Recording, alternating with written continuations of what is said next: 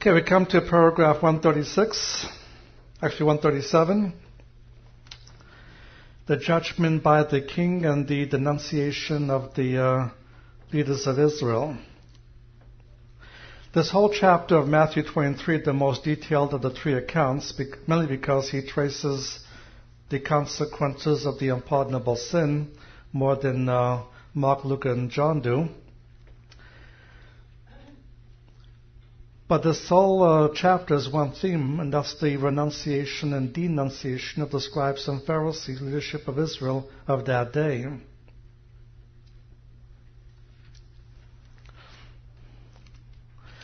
And with this lengthy denunciation, his public ministry comes to a close 3 years after it began. It began at Passover time and it ends at Passover time. It's still Tuesday of the last week. And we can divide this into three broad divisions. First of all, he speaks to disciples and multitudes about the Pharisees, and he'll say 5 things about them.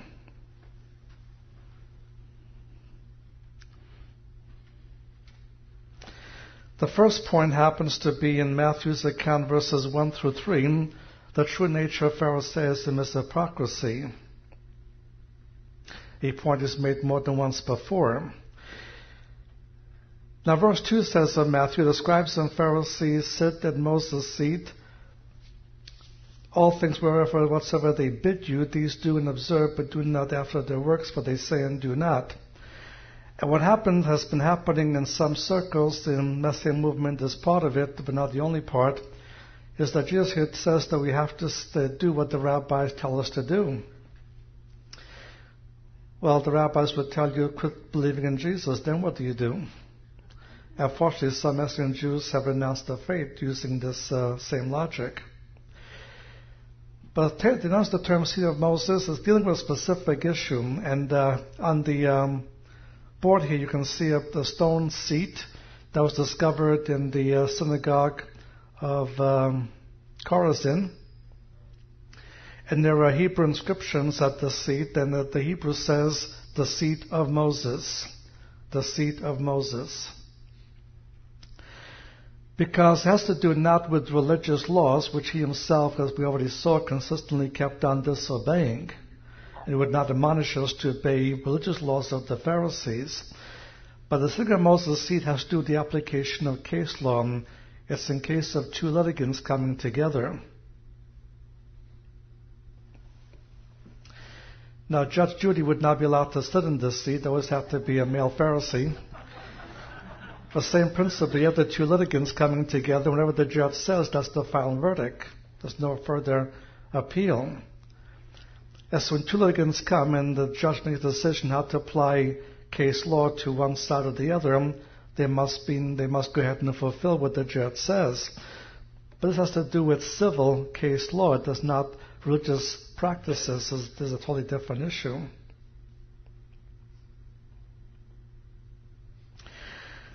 Now, a second point is in verse 4. The guilty of making the Mishnah a burden upon others, well, they find ways to get around it.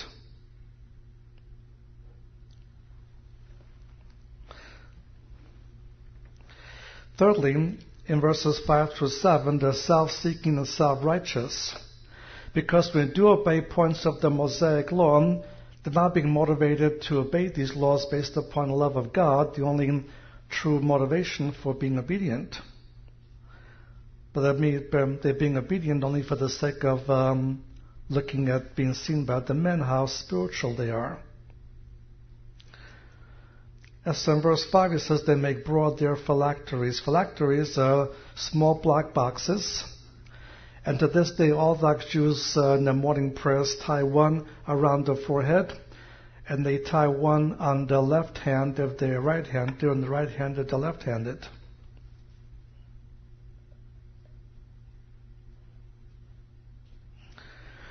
Inside the black, this is in obedience to Deuteronomy chapter 6, verse 8. Deuteronomy 6, verse 8. And inside the box are 3 passages of Scripture. Exodus chapter 12, verses 2 through 16. Exodus 12, verses 2 through 16. Deuteronomy chapter 6, verses 5 through 9, Deuteronomy 6, 5 through 9, the famous Hear Israel passage, and also Deuteronomy 11, verses 13 through 21, 11, 13 through 21. That this was the right thing to do, but they made these boxes, unusually large, just to be seen of others. He also mentioned in the verse 5, enlarge the borders of the garments. This is the word that refers to the tassels that all Orthodox Jews wear on the corners of their garments. Here again, this is in keeping with a divine commandment of Deuteronomy chapter 22, verse 12. Deuteronomy 22, verse 12 was the right thing to do, but they made them unusually long just to be seen of others. And the point he makes is that if they are motivated by only to be seen as others, that's the only reward they'll get. There'll be no reward coming from heaven. Then fourthly, in verses 8 through 12 of Matthew's account, 8 to 12, they're guilty of desiring man-exalting titles. He points out they'll have to be called father, brother, father, master, teacher, rabbi. These were not merely titles of position and authority. That's all they were. They would not be a problem. But in Pharisaism, having these titles gave the person with the title a lot of authority over a disciple, far more authority than the Bible allow a person to have over another. And in fact, the rabbi was supposed to be the most important person in your life. And the rabbinic writings say that if both your parent and your rabbi are taken to captivity and offered up for ransom, you must first work to ransom the rabbi, then you can ransom your parent. But a believer in the Messiah must be characterized by opposite tendencies. Now the fifth point is found only in Mark's account, Mark verse 40. They're guilty of prostituting their religion because by means of prayer they hide their covetousness, and the covetousness is seen how they foreclose on homes of widows. In the Mosaic law, the widows were to receive special protection. And so no Pharisee would foreclose upon the home of a widow until he prayed about it first. So by means of these prayers, they hid their covetousness, and the covetousness was the means of prostituting their religion. Now, these are 5 things he says to the disciples and to the multitudes about the Pharisees. But now in the second part of the passage, he'll address the Pharisees directly. He pronounces 7 woes upon the Pharisees. Now, while these 7 woes upon the Pharisees are for a variety of different sins, they'll form a circle. The first woe and then the 7th woe will deal with the same sin. The first woe in Matthew's account is found in verse 13. Here they're condemned for 2 reasons. First of all, they are rejecting his messianic claims. Then second, they are leading the nation to reject him as well.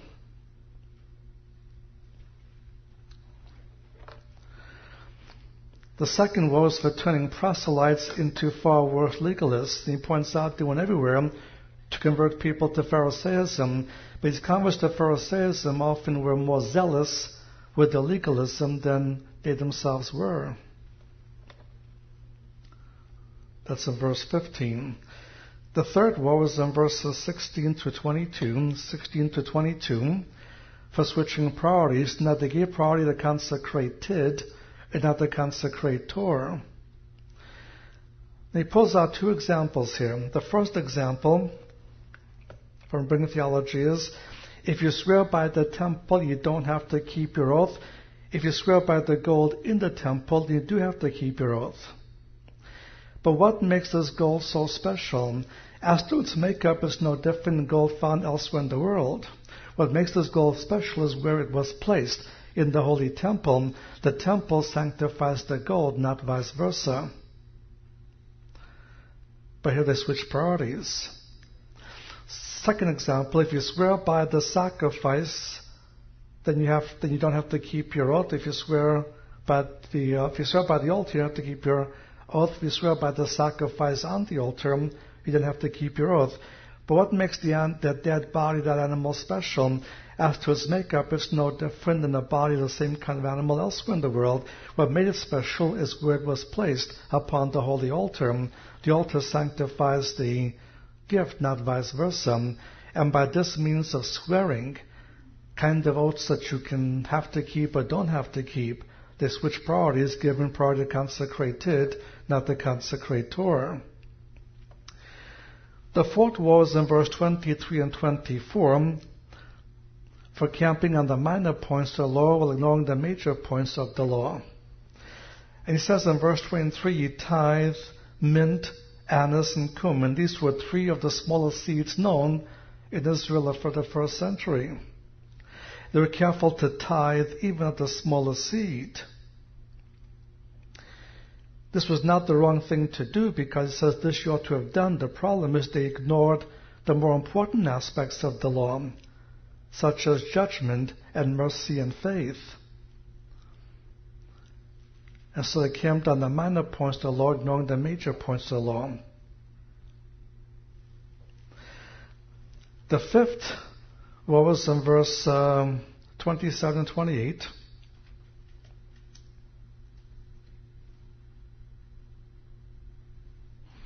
Should be verse 25 and 26, would be more correct. And that is for being far more concerned with the external demands of the law and ignoring the internal demands of the law. So he compares them with those that after eating, they wash the outside of the cup and sauce, leaving the inside dirty. But from the inside they'll eat again, and the old will corrupt the new. Now within the third, fourth, and the fifth woe, 5 times he calls them blind. 5 times. First of all, in verse 16, ye blind guides. Second, verse 17, ye fools and blind. Third, verse 19, ye blind. Fourth, in verse 24, ye blind guides. And fifth, in verse 26, you blind Pharisee. The sixth was for hypocrisy, because outwardly they appear to be very spiritual and religious, but inwardly they're corrupt. He compares them with whited sepulchres, and at this day in Israel every year all sepulchres receive a fresh white coat of paint. The purpose for that is have to do with members of the tribe of Levi. A Levite could not walk over a grave or come in contact with a tomb. So as the Levites are walking down the road to make sure these tombs are very visible to them, every year these tombs get a fresh coat of white paint to make sure they're very visible. And so on the outside they look white and fresh and clean, sparkling almost. Nothing inside has changed. You're still within it. You have unclean, corrupting dead men's bones. All these religiosities and all of these thousands of new rules give the appearance how religious they are. It changes nothing in the internal man. Now with the seventh woe, he elaborates upon the first woe, and the seventh woe is found in verses 29 through 36. 29 to 36. He points out they'll be held accountable not only for rejecting his messiahship, but also for the blood of the Old Testament prophets. Now everything the prophets were going to say about the coming of the Messiah by now had been said. And the Old Testament canon was already closed for about 4.5 centuries.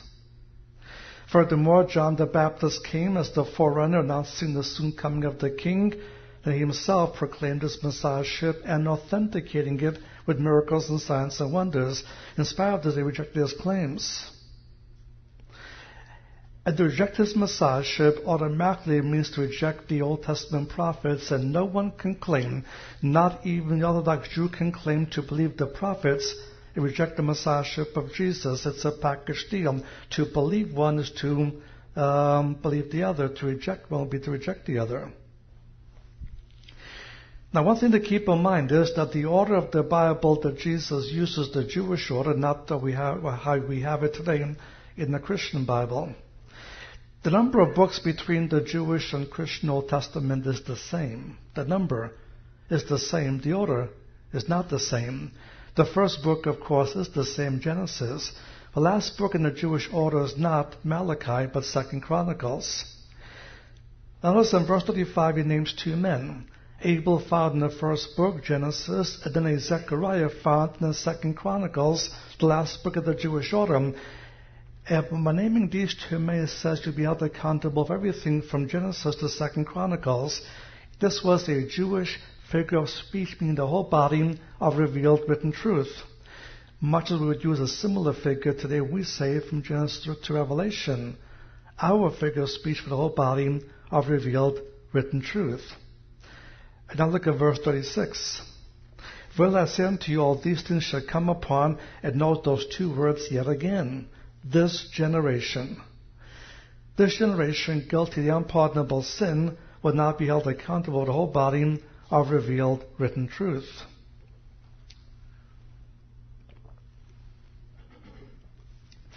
In the third division, he closes his public ministry with a lament. In verse 37, he summarizes the 3-year ministry to Israel, often longed to spread his hands out and give the Holy City the messianic protection predicted by the prophets. But he says, ye would not. Literally in the Greek, ye willed not, when they rejected him. So in verse 38, their house, the temple, is destined to lie desolate. It will be destroyed 40 years hence. And now look at the last verse, verse 37 to verse 39. Still addressing the Jewish leaders, notice what he says. For I say unto you, ye shall not see me henceforth till ye Jewish leaders, ye shall say, blessed is he that comes in the name of the Lord. As I mentioned previously, that is the official messianic greeting. They would never say these words of Jews unless they first accepted him to be the messianic king. So in verse 39, he lays down the precondition to the second coming.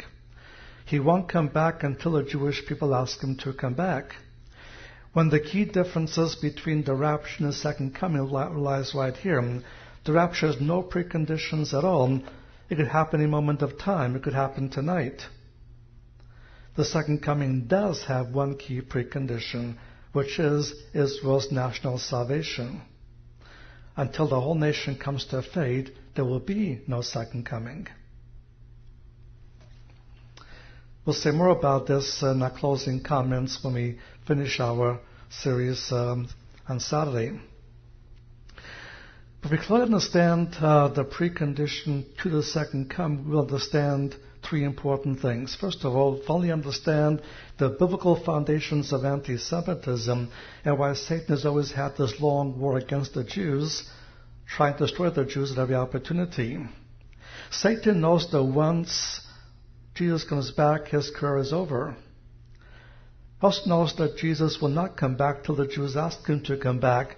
So if he can succeed in wiping out the Jews before they have a chance to plead for Messiah's return, there'll be no second coming, and Satan's career will be safe forever. That's why there's always been this continuous war against the Jews since the days of Abraham. And that's why things like the Crusades occurred. That's why the Russian pogroms occurred. That's why the Nazi Holocaust occurred. And that's why Revelation 12 says that once Satan is confined in the tribulation and knows his time is short, he expends all his energies to try to wipe out the Jews once and for all. Anti-Semitism in any form, whether it's active or passive, whether it's ethnic, whether it's nationalistic, whether it's religious, whether it's economic, political, social, or theological, is part of the satanic bandwagon to avoid the second coming. A second thing to understand is why Satan has used one name more than any other name to persecute Jews. Since the 4th century, 95% of all persecutions of the Jews were in Jesus' name, in the name of the church and the cross. 95%. Satan knows the name they have to call upon to bring him back, so he has a strategy to make the name odious in the Jewish community. Has become odious. So in the Jewish community, when a Jew accepts Jesus, he's not merely changing what he believes, or his religion, or his faith. He's joining the people who are responsible of killing your parents, your brothers, your sisters, your cousins. And this is part of the satanic strategy to avoid the second coming. And that brings to the third point, why it's important to be faithful in carrying out Jewish evangelism and Jewish missions. Because part of ministry of the Jewish community is to distinguish the Jesus of Scripture from the Jesus of Jewish and church history. So breaking through all of that faulty programming, they can finally come to see who the real Jesus is. Sadly, nowadays, there are several evangelical groups that have all kinds of programs for Israel, all do good programs, but they have a policy not to share the gospel with the Jews to avoid offending them. And they say God told them to do this. God did not tell them to do that. The one thing Satan doesn't want Jews to get is the gospel. They fall into Satan's trap. I'm all for doing nice things for Israel, but not at the cost of the gospel. And the proclamation of the gospel cannot be compromised under any circumstances, and that's what has taken place. And so when you pick a Jewish ministry of support, make sure that whatever else they may do on behalf of Israel and the Jewish people, they don't compromise on finding opportunities to share the gospel with Jewish people. Paragraph 138.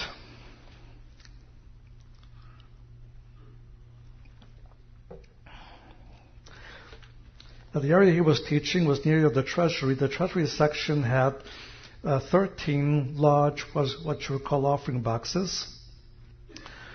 And there were boxes for different specific needs of either the temple or the people. And you can donate into any of those boxes. And as he went out, he pointed out to his disciples how those who were wealthy were bringing a lot of money, but they didn't really hurt their ability to have money to spend.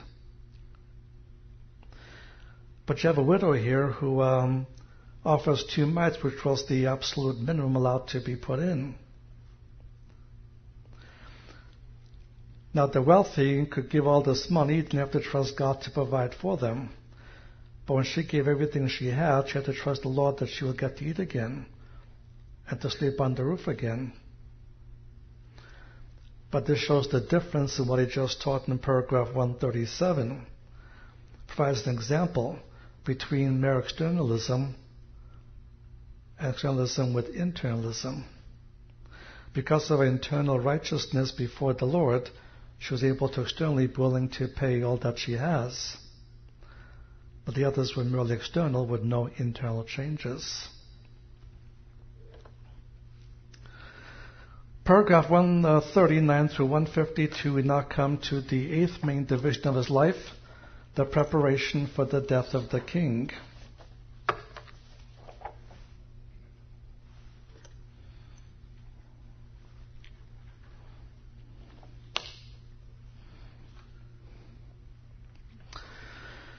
Now, paragraph 139 is a very extensive prophecy. He gave about near prophecies and distant prophecies.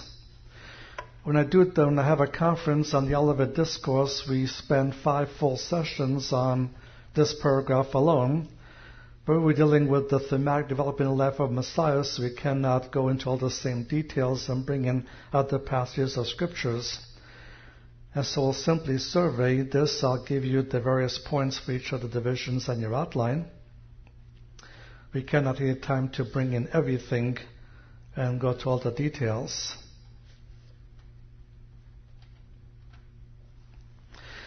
Now, the correlation between with this paragraph, what precedes is, he said that he won't come back till Jewish people ask him to come back. And now he'll show the circumstances that will bring Israel to request his return.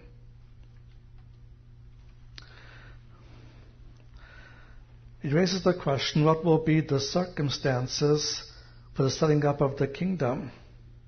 What will be the circumstances that will set up the Messianic kingdom in the future? And it marks the end of his prophetic ministry. After this, he'll go and they transition from the office of a prophet to the office of a priest. He was a prophet, he's now a priest. In the future, he's yet to be king. King of Israel and king of the world. Now, on your outline, I divided this into 14 subdivisions. Like I said, we'll simply have to summarize these 14 subdivisions as we proceed. So, paragraph 139, the prophecies of the king. The historical setting is in Matthew's account, verses 1 and 2. They're now leaving the temple compound for the last time. The disciples point out to Jesus the buildings that made up the temple compound. First, they especially focus on the stones that were used. And in Mark verse 1 were men of stones. And Luke says in verse 5, it was adorned with goodly stones and offerings. And actually what they were looking at was still in the process of being built, because Herod the Great began the redoing of the temple compound in the year 20 BC.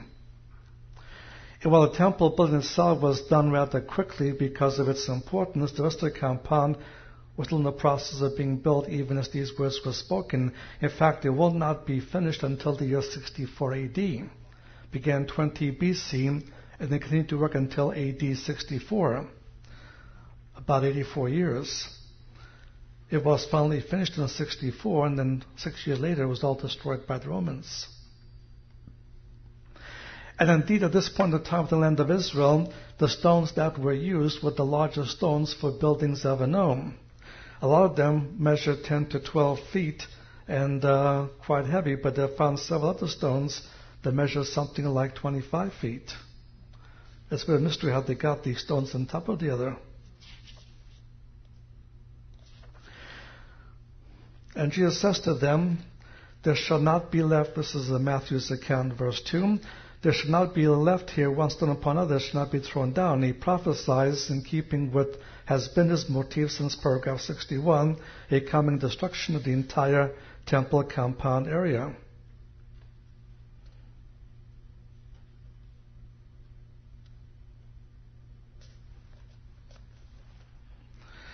The way this was quite literally fulfilled is that in the closing segments of the war in the year 70, against the order of Titus, the Roman soldier threw a torch inside the first room of the building, and while the temple walls were covered, overlaid with gold, the gold was overlaid with these curtains and wall coverings. As they caught fire, they began to melt the gold, and the liquid gold began to seep between the stones. Later, when they get to the stones, to the gold being the stones, they have to remove one stone on the top of another. And so you do not find any remains of any of these temple buildings anywhere in the temple compound.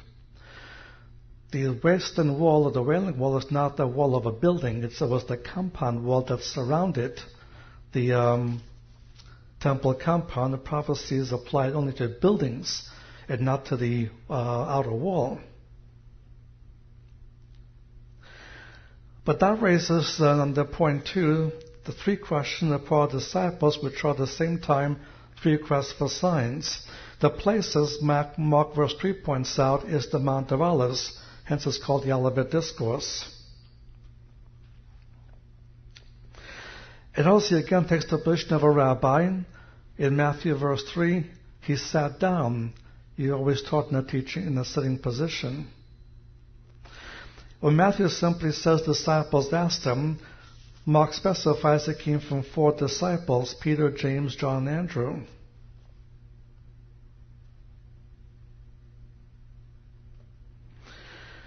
And what they're asking for is basically 3 requests for signs.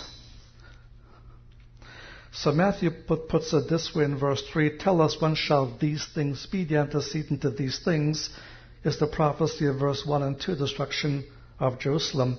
Tell us when shall these things be. Secondly, what shall be the sign of your coming? What's the sign the second coming is going to occur? And then thirdly, and of the end of the world, better the end of the age. What is the sign? The end of the age has begun. And Luke gives us a more detailed version of the first question. And in verse 7 he says, and they asked him, saying, Master, when therefore shall these things be? What shall be the sign when these things are about to come to pass? These are 3 questions they raise, which are 3 requests for signs. He'll answer all three questions, but not necessarily in the same order in which they fell. He'll answer the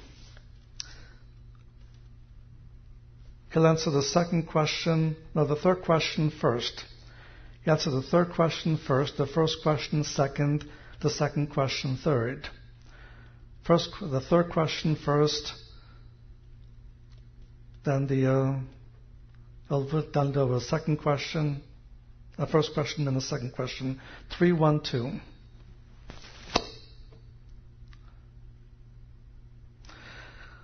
Now, keeping on the Jewish frame of reference of that day, there are only two ages, the age in which we now live and the age to come. The age to come is always the Messianic kingdom. The point of the last questions was the sign that this age is about to end, and the new age, the Messianic age, is going to begin.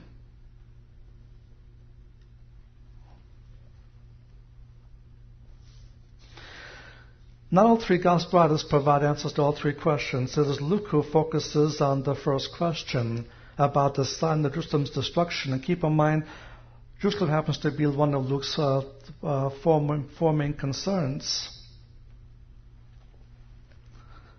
And therefore he would teach us some things about what Jesus said concerning Jerusalem. Mark and Matthew both ignore his answer to the first question and focus more on the second and third question.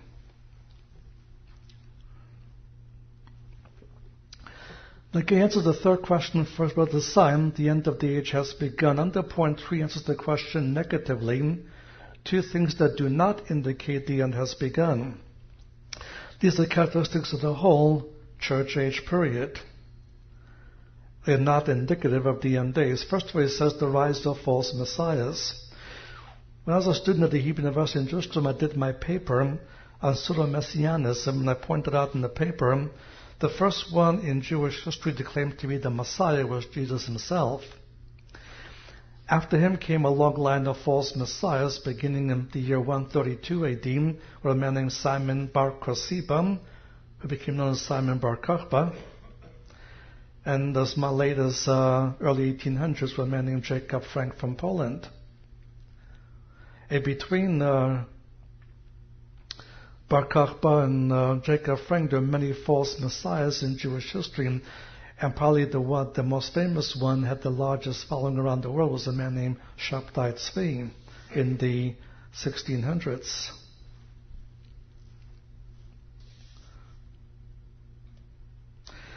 Among the Gentiles also there have been the rise of false messiahs here and there. In the present time, there's still a man named Reverend Moon, who claims to be the second coming of Jesus. He had a large following both in the East and the West. But no matter how many movements or how large the movement is, no matter how much attention they get, this will characterize the whole age. It's not a sign of the last days. And eventually Reverend Moon will undergo his own lunar eclipse and disappear from the scene. The second thing that will characterize the whole age is in verse 6 of Matthew. You shall hear wars and rumors of wars. This refers to local wars. And because you have a local war here, a local war there, is not a sign of the last days. And people assume that anything happens in the Middle East must be significant in some form. And sometimes it is, but often it's not. In the first Gulf War, several books came out trying to prove that the first Gulf War fulfilled certain prophecies, but the Bible nowhere spoke of a war between the USA and Iraq.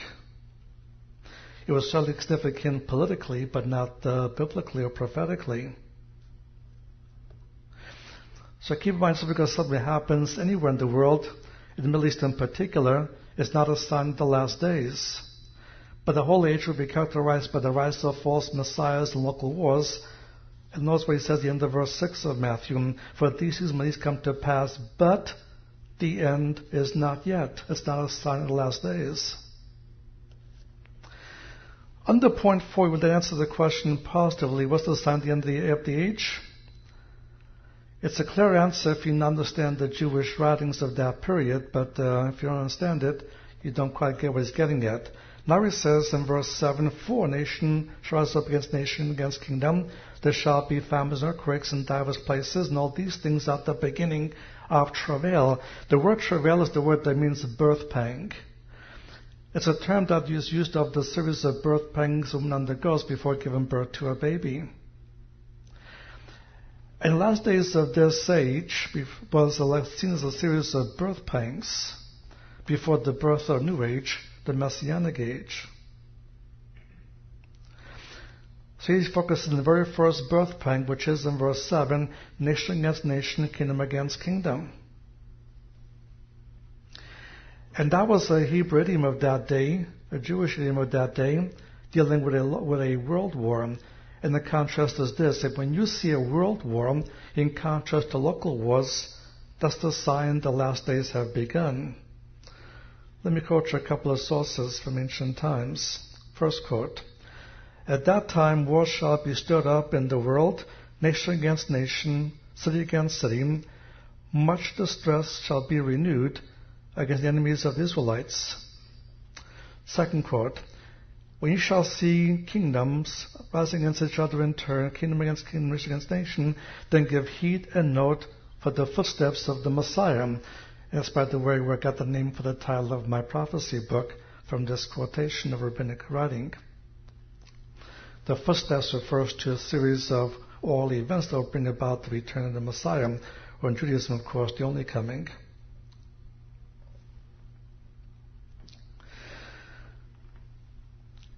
And so the phrase nation against nation against kingdom in the first century context was a worldwide conflict. It was based upon its usage in the Old Testament. For example, Isaiah chapter 19, verse 1 and 2. Isaiah 19, verse 1 and 2, the focus on Egypt. It points out that there'll be total conflict throughout Egypt, nation against nation, city against city. You also see it in 2 Chronicles 15, verses 3 through 6. 2 Chronicles 15, verses 3 through 6, where it deals with the nations of the Middle East. And again, nation against nation, kingdom against kingdom, city against city, total conflict among all the nations of the Middle East. So the phrase is used of total conflict in the area of the context. For Isaiah, Egypt; for 2 Chronicles, the Middle East. In this context, several times the focus happens to be on the world. So in Matthew's Gospel, you see the world mentioned in verses 14, 21, 30, 31, and 35. That's 14, 21, 30, 31, 35. In Mark's Gospel, verses 27 and 31. Verses 27 and 31. Luke's Gospel, verses 26, 33, and 35. 26, 33, and 35.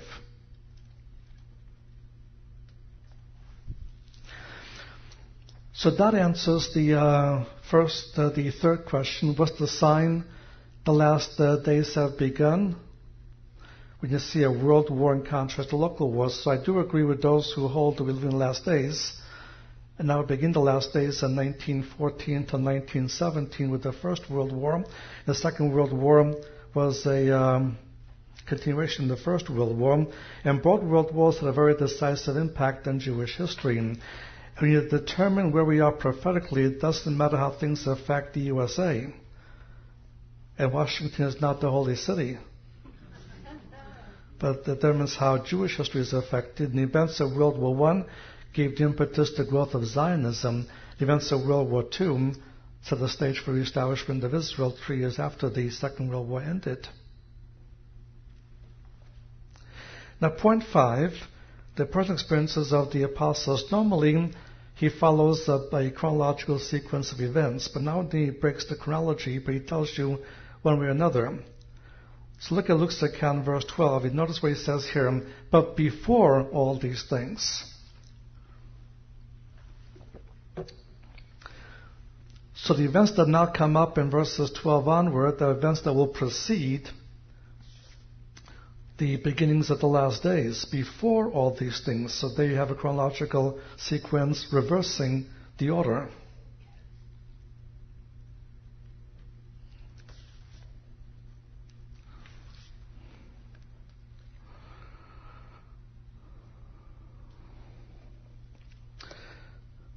And he tells them altogether 5 basic things. First of all, I should say 9 things.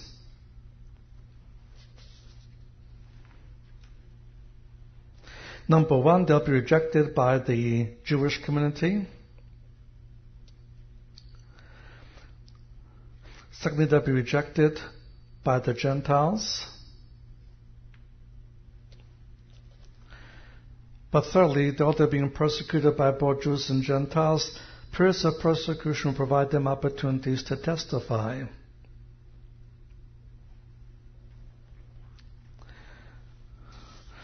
Thirdly, the gospel will be proclaimed in spite of opposition, be proclaimed everywhere. According Paul affirms in Colossians 1, verse 6 and 23, Colossians 1, 6 and 23, the gospel is proclaimed to all nations, and everywhere they've heard the message.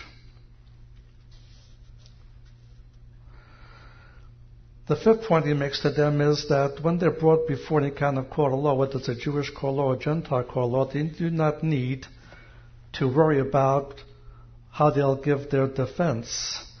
When the time comes, they'll be given divine utterance, and they'll be able to speak and defend the faith, and the others won't be able to withstand it. Now, people have used this passage here often as an excuse for not studying before giving a lesson. On more than one occasion, when I was in a Sunday school class, the person got up and said, I didn't have time to prepare my lesson. I'm going to claim God that He'll fill me and I'll simply open my mouth and He'll speak. After a few words, I could tell it was not the Spirit speaking, because the Spirit can never be quite that shallow. This is not dealing with preparing your Bible studies. This has to do with a court of law when you have to defend your faith. He's already told them to be rejected by both the Jewish and Gentile society. Now it gets more personal under point 6. They'll be rejected by the family. In Mark's account, verse 12, for example. Suddenly they'll be hated by all. In fact, of these 11 apostles, they're going to stay with him. 10 are going to die the death of a martyr.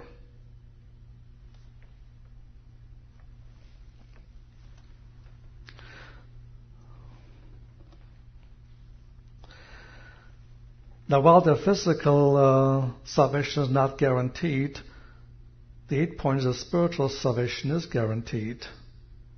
At 9, the small opposition coming from Gentiles and Jews and family members, they'll win many souls to the Lord.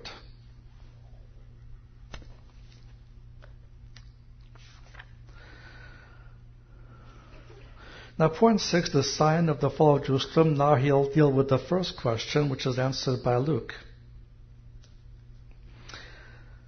And the answer is found in verse 20. When you see Jerusalem surrounded, compassed with armies, then know that desolation is at hand. When you see the city surrounded by armies, then know that destruction is at hand.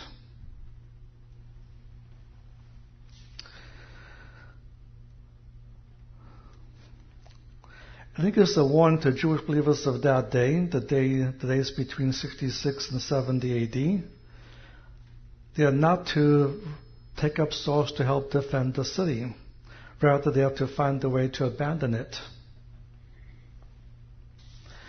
If they are outside the city, not to go in to help defend it. So those in must get out, those outside not go in. From verse 22, for these are the adventures, all things which are written may be fulfilled.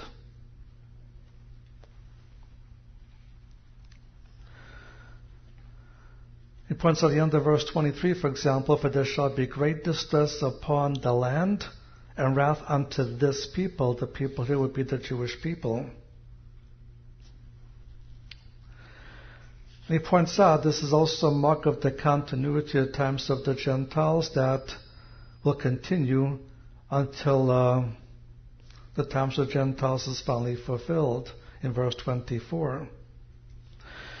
The times of Gentiles is a period of time where Gentiles hold domination of the Jewish people, which began with the Babylonian captivity in 586 BC. And the last Davidic king sat upon the throne was removed. There's not been any Davidic king upon any throne. When the last Davidic king was removed, that began the times of Gentiles, history, both historically and prophetically, of 4 Gentile empires. And the times of Gentiles will only end once you again have a Davidic king sitting upon the throne of David.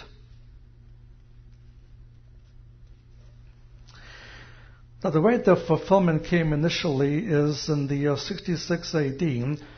The Romans came and besieged the city of Jerusalem, assuming they were facing only a local revolt. And the Messianic community of Jerusalem took that to be the sign that Jesus was speaking about and had to leave the city. With the Romans sitting out there, they could not do so. But the general of the Romans, Cestius Gallus, Gallus, began to realize that the revolt was much more extensive and Jewish forces were cutting his supply lines. He was forced to lift the siege and return back to Caesarea. And so temporarily the city was no longer under siege, and so the Messianic community took the opportunity to abandon the city. They're joined by Jewish believers from Judea, from the Galilee, from the Golan. They went to a city called Pella, P-E-L-L-A, just south of the Sea of Galilee, but east side of the river, and therefore outside the war zone. A total of 1,100,000 Jews were killed in the Roman war between 66 and AD 70. 1,100,000 Jews killed. Not a single Jewish believer lost his life because of his obedience to these admonitions here.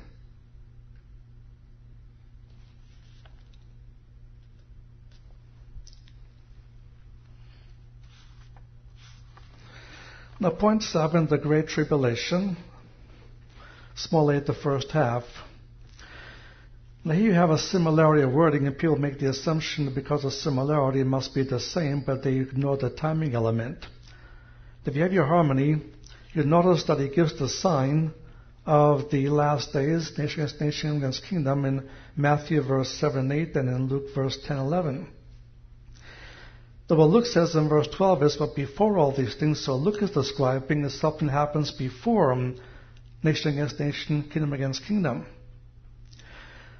But Matthew says in verse 9, then shall they deliver. And what he's describing will happen after nation against kingdom. So what Mark and Luke described happens before, what Matthew says happens after. And they give 2 different timing elements.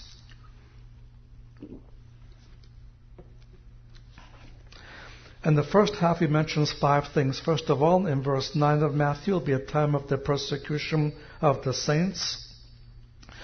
This would include the 5th seal saints of Revelation 6, verses 9 to 11, Revelation 6, 9 to 11. Secondly, in verse 11, will be the rise of false prophets. Third, in verse 12, there'll be increase of sin because restraint of lawlessness will be removed. In verse 13, his 4th point is that Jews who survive the end of the tribulation will be saved. That includes both physically and spiritually. The Jews who survive the end of the tribulation will be saved. But the percentage is only 1/3. Zechariah chapter 13, verse 8 and 9. Zechariah 13, 8 and 9, 2/3 Jewish population will be killed, but 1/3 survives and comes to faith. When they come to faith, that will trigger the second coming. Now, fifthly, in verse 14, he points out the gospel of the kingdom will be proclaimed throughout the world for testimony to all the nations before the end comes. And the way this will be accomplished is spelled out in Revelation 7, verses 1 through 8. Revelation 7, 1 through 8, by means of 144,000 Jews. And by means of 144,000 Jews, they'll succeed in proclaiming the gospel throughout the world.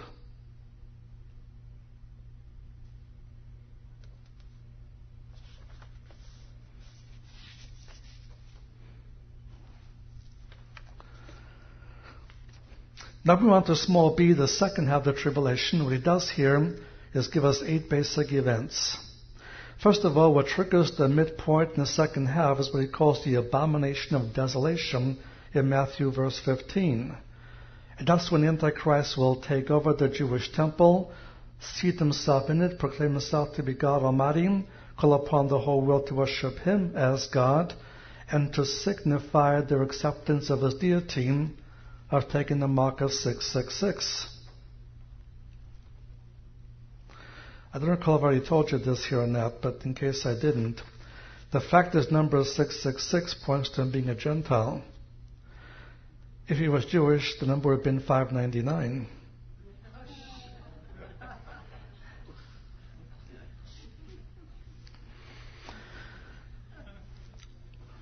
Now, secondly, the abomination triggers Israel's flight from the land.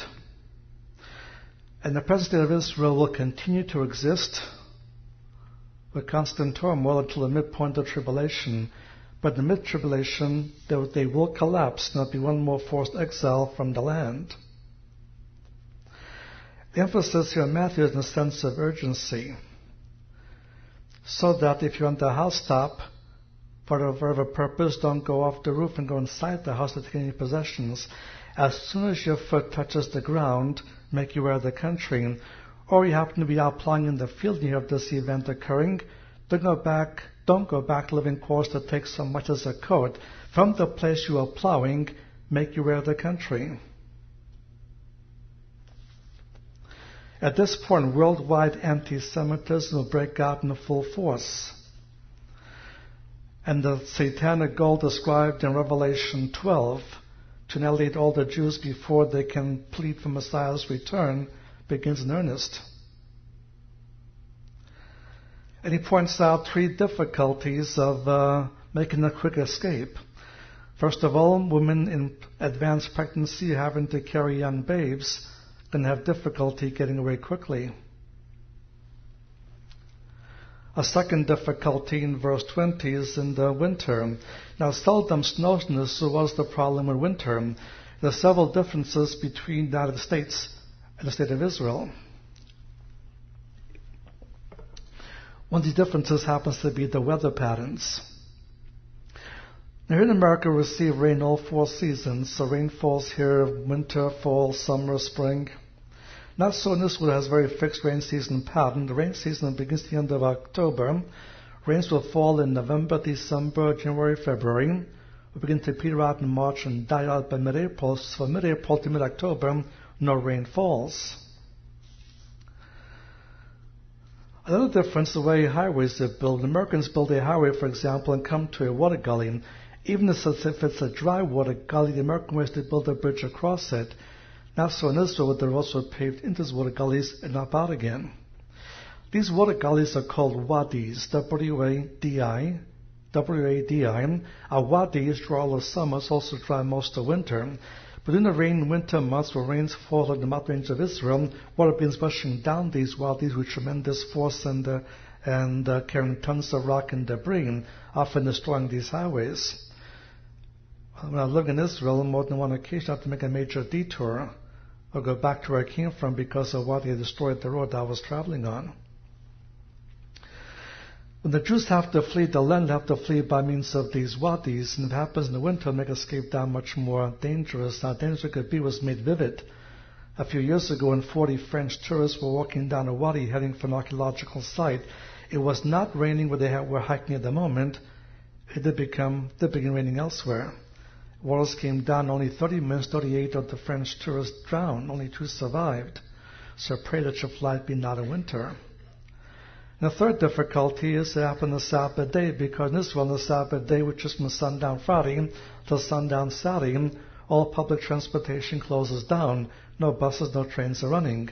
Unless you have your own automobile, make escape that much more difficult. This is 3 areas that will have difficulties to get away quickly. His third point in verse 21, this is a time of worldwide anti-Semitism and a worldwide campaign to annihilate all Jews to avoid the second coming, as detailed in Revelation 12, begins in earnest. Nevertheless, fourthly, in Matthew verse 22, the Jewish people as the people will survive. 2/3 will perish, but 1/3 will survive. The way verse 22 reads, except those days have been shortened, people have taken this to mean will last exactly 7 years, or the second half will last exactly 3.5 years, but that would violate other passages that give us an exact time period of 1,260 days. But the wording here means simply to be suddenly cut short. The period of persecution will not be allowed to continue 1 second beyond its allotted time element. The allotted time is 1,260 days. Once that is reached, it will be suddenly cut short and not be allowed to continue 1 second beyond that period of time. That's why the Jews will survive. Now, fifthly, in verse 23, will be the rise of false messiahs, one in particular, the Antichrist. Sixthly, there will be the rise of more false prophets. Also false prophets in the first half, but this time these will be given satanic power for signs and wonders to deceive many. His 7th point in verses 25 to 27 is that if you hear any rumor that he's come back, he's here, he's come back, he's there, don't believe it, because the second coming won't be like the first coming. It'll be quite visible to the whole world to see, and there'll be no doubt what has occurred. Therefore, don't come out of hiding and expose yourself to danger. Then point 8, as far as the place, he gives a cryptic answer in verse 28, wheresoever the carcass or body is, there shall the eagles or vultures be gathered together. Now, if you have a harmony, go back to paragraph 120. If not, turn to Luke 17. Luke 17, your Bibles, or paragraph 120. You've got a more detailed element there that's worth looking at to understand what verse 28 is driving at.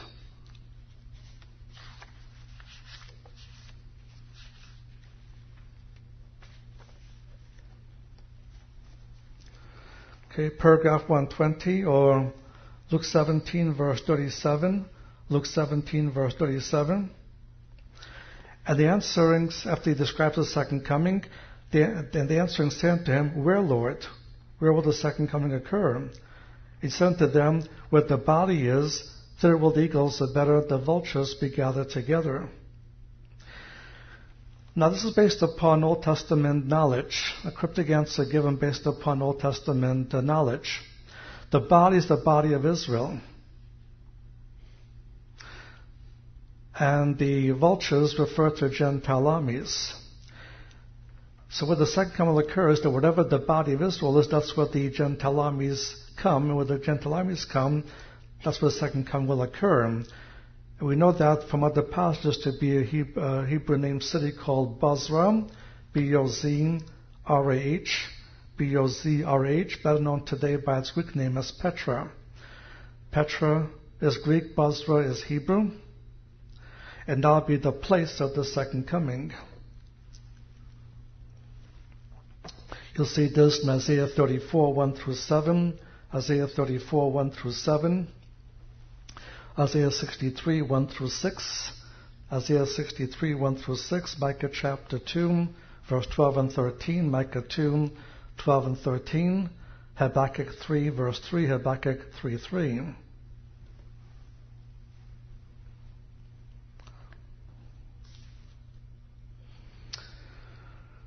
Now, point 8, the second coming. Note 4 things here. First of all, right after the tribulation, there's going to be a total blacking out with no light coming to the earth from the sun, moon, and stars. A total blackout. There'll be 5 blackouts in the last days. One will come before the tribulation starts. The second, third, and fourth will be during the tribulation. This one is immediately after the tribulation. Second, it will cause perplexity on the earth, especially among the nations. In Luke's account, verse 25 and 26. And there'll be anarchy, confusion.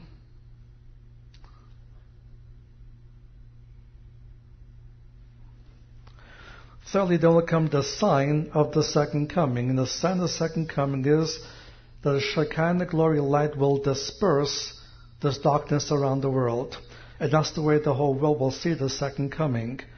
The Shekinah glory light will disperse the darkness enveloping the whole world.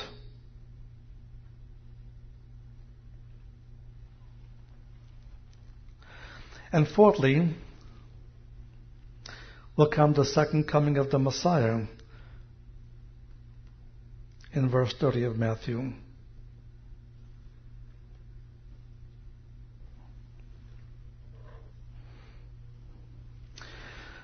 Now, point 9, this will in turn lead to the regathering of Israel. Now, post-tribulationists use these passages from Mark and Matthew to teach a post-tribulational rapture of the church. But notice that's not the focus. Now, Matthew verse 31, He shall send forth His angels with a great sound of a trumpet. They shall gather together His elect from the four winds, from one end of heaven to the other. The word elect is not only a term used for the church saints. It's used in three different ways. For example, it's used of the elect angels that did not fall. It's used, secondly, all of us who are believers, who are members of the elect. But third, it's used as of Israel, the elect nation. In this context, that's the focus. Israel, the elect nation. And verse 31 is simply a paraphrase quote of Isaiah 27, verse 12 and 13. Isaiah 27, verse 12 and 13, where the final regathering will be with the sound of a great trumpet. What Isaiah says is going to happen, Jesus says is going to happen, only with the following the second coming. So verse 31 is not the rapture of the church, it's of Israel's regathering from the four corners of the earth. Now, Mark says something similar, but not quite the same wording, because he has a different passage in mind. In verse 27 of Mark, He shall send forth His angels, shall gather His elect from the four winds, from the uttermost part of the earth, the uttermost part of heaven. His background is Deuteronomy chapter 30, verse 4 and 5. Deuteronomy chapter 30, verse 4 and 5, which talks about the regathering of Israel, both from the four winds of heaven and the four corners of the earth. Because with Israel's final restoration following the second coming, what we're going to see then is a regathering of living Israel, the Jews who survived the tribulation, and resurrected Israel, resurrected Old Testament saints like Abraham, Isaac, and Jacob. So both living Israel and resurrected Israel will be able to enjoy the land together. So if we go back to the Old Testament backgrounds, Mark verse 27 and Matthew verse 31, we see he's talking about Israel. Israel's final regathering.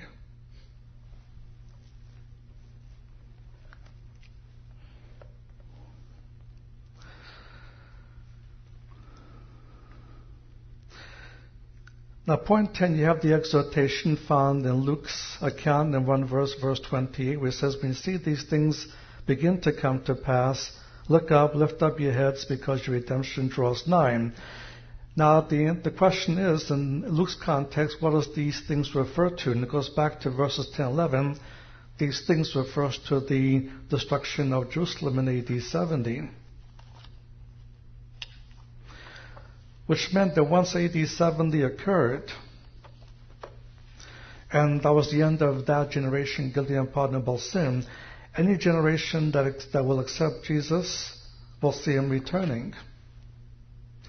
No generation since then has done it so far, but the tribulation generation will do so. That's the point of this exhortation. Once AD 70 passed, as far as Israel is concerned, any generation that accepts Him will bring in the kingdom. As far as we church saints, with AD 70 done, there is no prophecy that needs to be fulfilled before the rapture.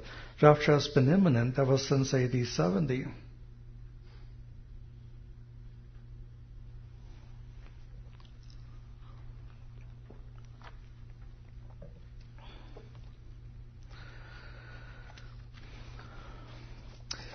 Now, under point 11, we have the parable of the fig tree.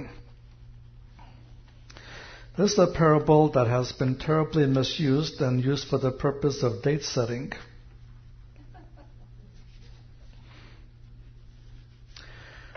And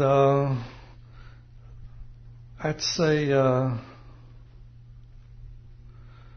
1986, several books came out trying to prove that 1988 is the rapture year. Because that'd be 40 years after Jerusalem as it was established.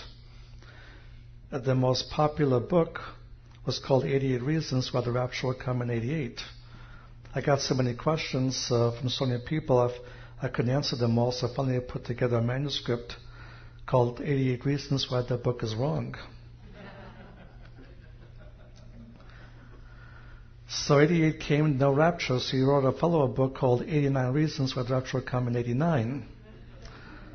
I guess the 89 reason was he failed to come in 88.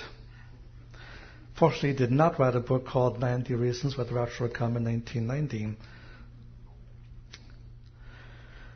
Now, just between you and me, I believe the rapture had already happened if people would simply quit setting dates for it. Once somebody sets a date for the rapture, just to spite that person, God postpones it. If you really want the rapture to come soon, don't set any dates for it. Now, those who use the parable of the fig tree as a date-setting device made two mistakes. First of all, they made the assumption the fig tree here is a symbol for Israel, but it's not. He's using the fig tree literally as an illustration, but not as a symbol of Israel. Again, uses the fig tree literally as an illustration, but not to teach, not symbolically for Israel. You can see that if you just compare with Luke's account, well, Matthew only mentions the fig tree, that's what Luke says in verse 29. A certain parable, behold the fig tree and all the trees. Well, sure, the fig tree is true of all other trees. If the fig tree is Israel, who are these other trees? If the different nations keep coming up, when do you begin your 40-year countdown? The second mistake they made is assuming the word generation has to mean 40 years. Sometimes it does mean that, but it's not a technical term for it. It can mean 20 years, it could mean 40 years, it could mean 60 years, 80 years. In this one specific case, it means 100 years, and that's Genesis chapter 15. In Genesis 15, God says to Abraham, know for certain that your seed shall be strange in land that is not theirs. They shall serve them, they shall afflict them 400 years. Then in the fourth generation, there'll come out with great substance. 4 generations, 4 centuries, how long is a generation there? 100 years. But most of the time it's used the same way we tend to use it nowadays, meaning contemporaries. When I talk about my generation is over against my father's generation, I don't imply there's 40 years between us, there's only 22 years between us.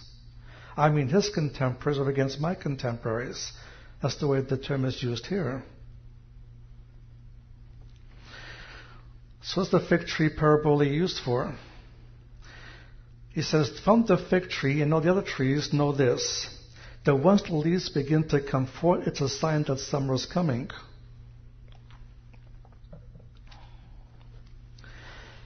It's a sign that summer is coming. Then he makes the application of the illustration in verse 33. Even so you also know, you see all these things, know that he is nigh, even at the doors.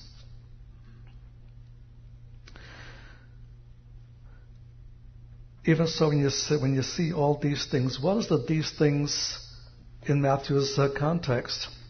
It's not Israel becoming a state in 48. That's been nowhere in the context. What the context goes back to is verse 15. When you see the abomination of desolation, and now here, when you see all these things. And the abomination occurs at the midpoint of the tribulation. And keep remembering that the abomination signals Satan's final attempt to annihilate all Jews living at this point of time. That's what it signals.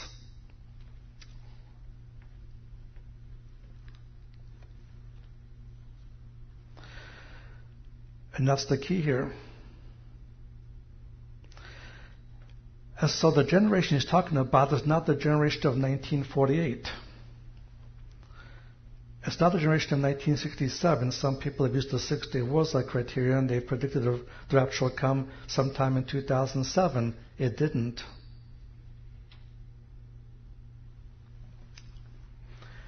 We're dealing here with the tribulation generation. The point is this: when the Jews see the abomination of desolation, they see the final attempt to annihilate them. It won't succeed. The same Jewish generation that sees the abomination is still living when Christ comes back 3.5 years later. So in verse 34, this generation will not pass away till all these things be accomplished. What generation is talking about here?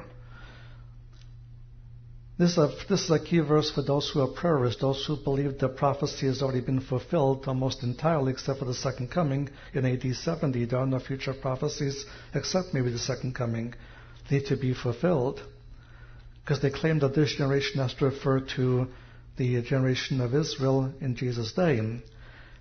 Now, if this was inside a historical context that we've seen previously, yes, in a historical context, like in Matthew 23, verse 39, it does, 37 rather, it does refer to the generation of Jesus' day. But here we have a prophetic context. A generation here is not the generation of AD 70. It's a generation that sees the abomination of desolation. The same Jewish generation that sees the abomination will still be here when Christ comes back 3.5 years later. And back in verse 15, remember he mentioned Daniel by name, because Daniel clearly spelled out that from the abomination until the second coming is going to be 1,260 days. From the abomination to the second coming is exactly 1,260 days. When the abomination hits, they can know they count of 1,260 days, then Christ returns.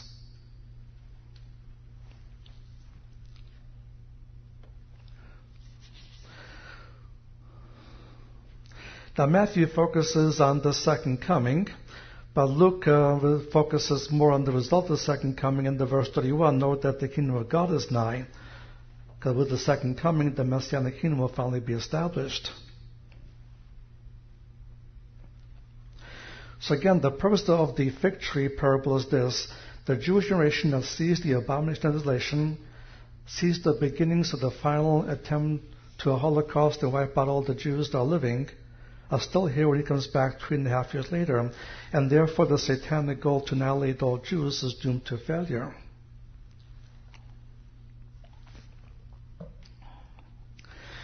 The next segment, which on your outline identifies as the rapture, let me point out the majority view in our circles today. The majority views this refers to the second coming. That's the majority view today. The majority view used to be much earlier to be the rapture, but now most see the second coming because in context it seems to fit better. He's been dealing with the second coming previously, so this seems to be a continuity of the second coming passage. I still hold to the rapture position. I'll give you my reasons as we proceed through the text.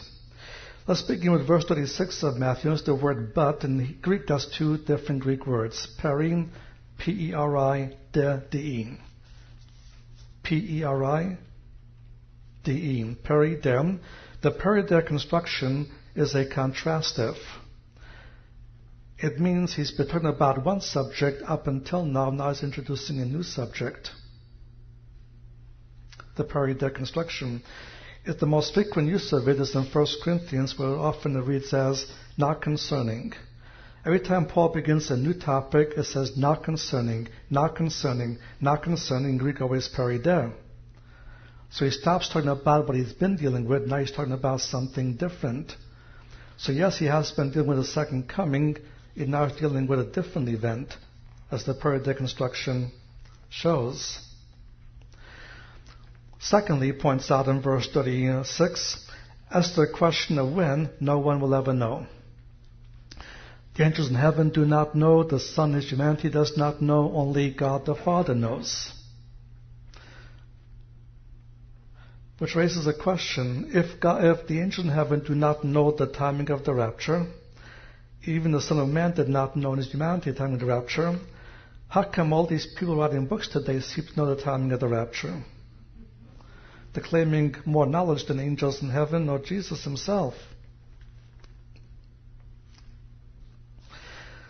Now keep in mind, someday the rapture will be a datable event.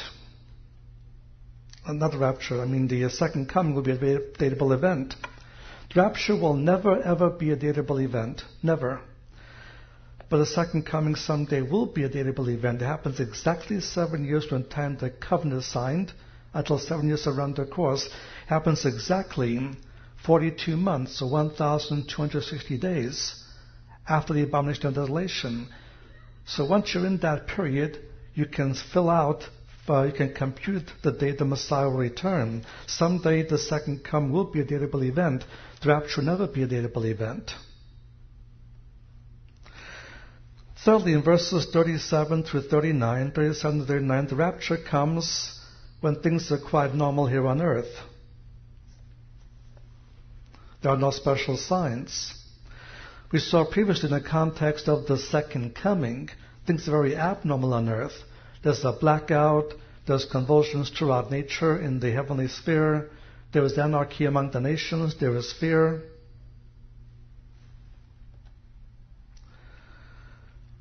In the second coming, things are very abnormal. But at the time of the rapture, things are going on very normally. People are marrying, giving marriage, eating and drinking. These are everyday normal conditions.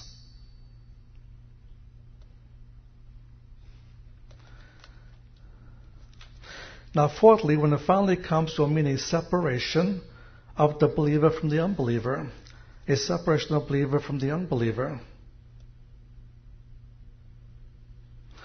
The believer will go into the Messianic kingdom, the unbeliever will be excluded. Then fifthly is a supplication to be watchful for the purpose of escaping these things. If it means of salvation to stand before the Son of Man.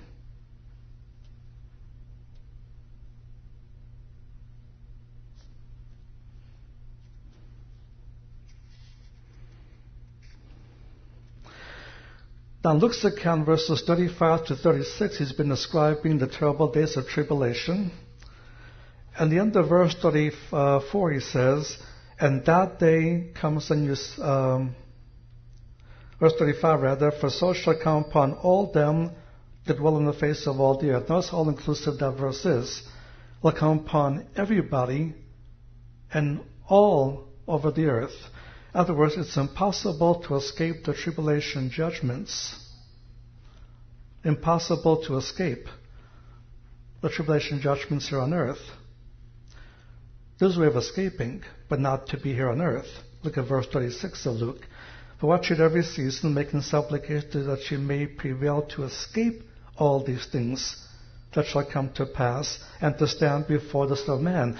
There is a way of escaping, but notice not to be here on earth in verse 35, but to stand before the Son of Man, which happens at the rapture of the church.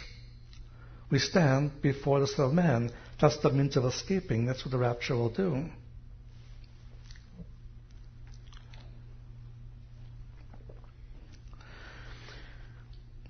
Now, what he does in the closing, chapter 24 and the first part of chapter 25, he gives 5 parables urging 3 things: watchfulness, readiness, and laboring.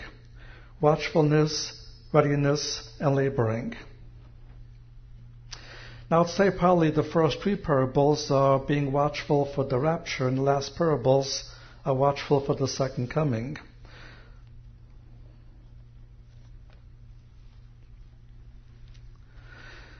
The first parable, the parable of the porter, given by Mark, focuses on being watchful. These are 3 descriptive terms for those who believe at that point of time. He says in verse 33, take heed and watch. End of verse 34, watch. Verse 35, watch therefore. End of verse 37, watch. The second parable is the parable of the master of the house in Matthew's account, verses 43 to 45. Here the focus is on laboring. upon not laboring, but readiness. Verse 44, therefore be also ready. Emphasis of being on readiness. A third parable in verses 46 to the end of chapter 24, the issue is on laboring while you're being watchful and ready. And the believer will be characterized by watchfulness, readiness, and laboring, and the unbeliever will not be characterized by being watchful or ready or laboring. And so the unbeliever ends up in the place of the weeping and gnashing of teeth, one of the descriptive terms for the lake of fire.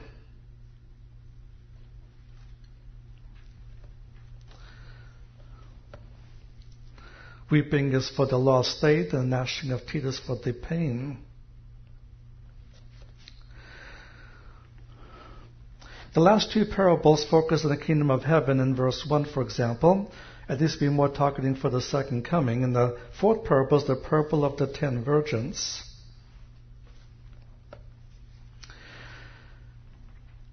Now, these are 10 virgins that are waiting for the groom to return with the bride. It fits the Jewish wedding ceremony in the sense that once the groom leaves to go and fetch the bride, the virgins of the city or town of the groom would be at the edge of town waiting for him to return. Because they could not know whether he'll come back at daytime or nighttime, they ought to have lambs just in case he came at night.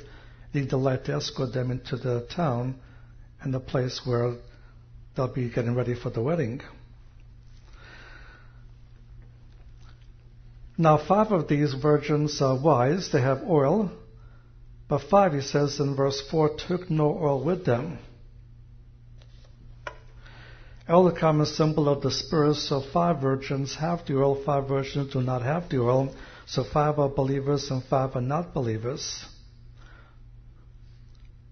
And while they went looking, the groom came, and therefore the wise virgins entered the wedding feast, which is a symbol of the Messianic kingdom, while the foolish virgins were excluded. They were not watchful, they were not ready. The ready factor is in the verse 10, they that were ready, and verse 13, watch therefore.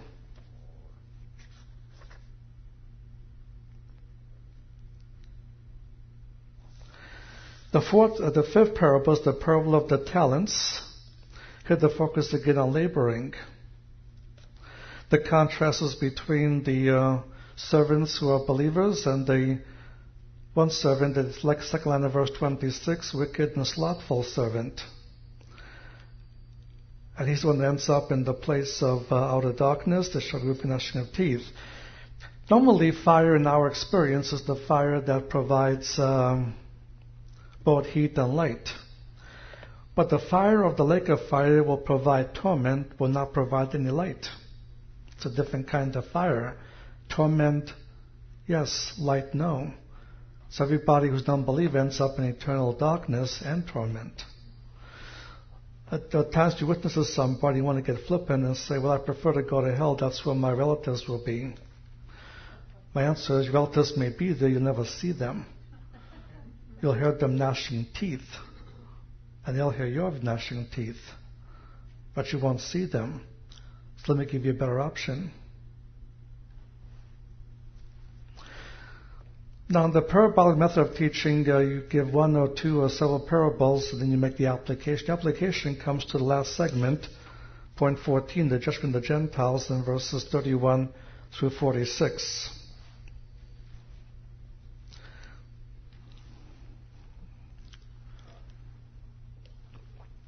The background here is Joel chapter 3, verses 1 through 3.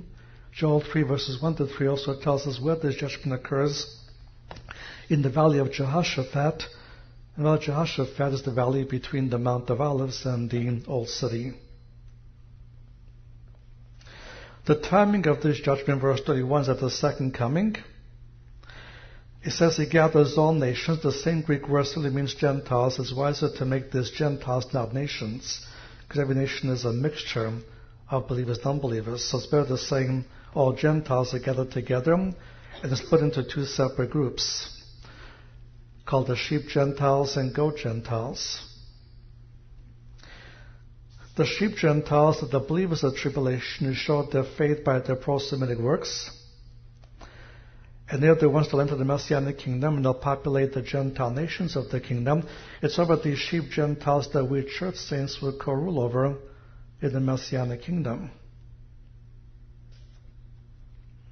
He calls them the righteous ones in verse 37, which is the identification of believers.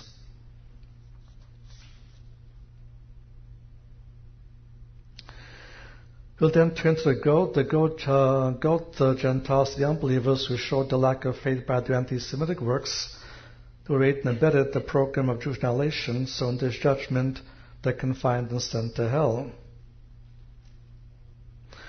It initially determines who enters the kingdom, who does not. The ultimate goal is in verse 46. For the unbeliever, eternal punishment, the righteous into eternal life.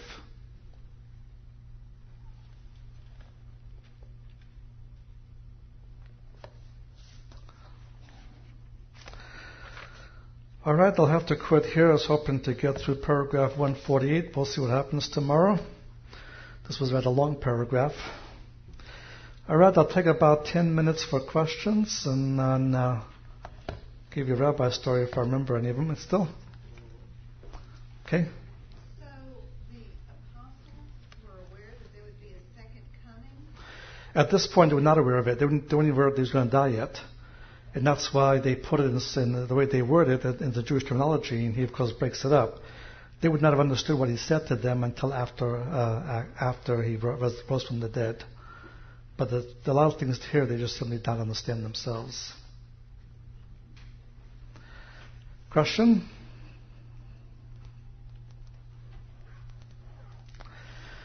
All right, then, let me give you two stories that comes from Russia, one from the Tsarist period and one from the time of the communists. During the Tsarist regime, the Russian military corps was very anti-Semitic. In fact, there are stories in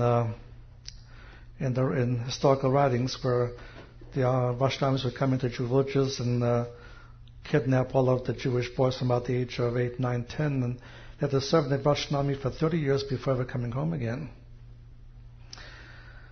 And that's the background. And the stories of a Russian rabbi, a Jewish rabbi in Russia, sitting in a train on this cubicle where you have 4 to 6 people, 2 benches that face each other. A rabbi was there all by himself because nobody else wanted to sit with a rabbi or a Jew. And suddenly the door opens wide, and there's a Russian officer in his military regalia. He sees a Jew sitting there, doesn't want to sit with him, so he slams the door shut and tries to find somewhere else to sit. All the seats are taken. It's going to be a very long ride on that train. With no choice, he decides to go to where the rabbi was, and he sits down opposite the rabbi, facing each other. He kept giving the rabbi dirty looks and scowling at him and so on, but the rabbi learned to ignore those things. But finally the man spoke up and said, "What makes you Jews so smart?" Rabbi said, "I beg your pardon?" Well, we Russian officers were discussing this the other day. We noticed that the Jews are smarter than the Russians are. So what makes you Jews so smart? Rabbi said, what makes us smart is we eat a lot of herring. Eating herring makes you Jews smart? Oh, yes, said the rabbi. We eat herring 3 times a day. That's why we stay smart. I have a jar of herring in my hand, which I will eat later on today so I can stay smart. The officer asked the rabbi, would you sell me that jar of herring? And the rabbi said, yes, you can have it for 25 rubles. And he gave 25 rubles to the rabbi. The officer took the herring and ate up real quick. When he was finished, he says, back in Moscow I could have gotten the same amount of herring for only 5 rubles. Rabbi said, see, you're smarter already.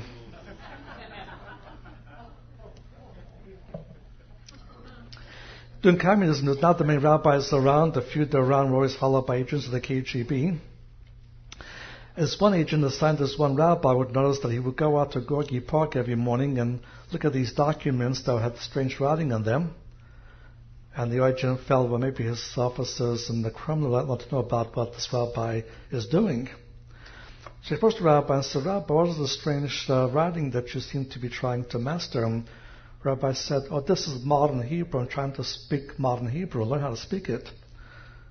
And the agent says, well, Rabbi, you're an old man. Why do you want to study a new language now? Rabbi said, well, I applied for an exit visa to be able to leave the country, and if I get the exit visa, I won't be able to go to Israel. They speak the language there. I want to speak the language when I get there.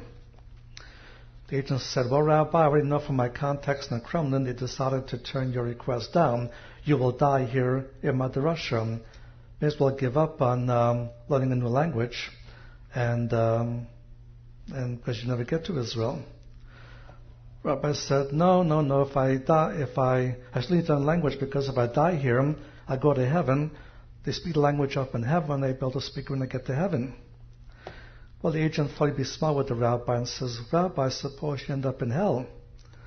Rabbi said, well, that's no problem. I already speak Russian.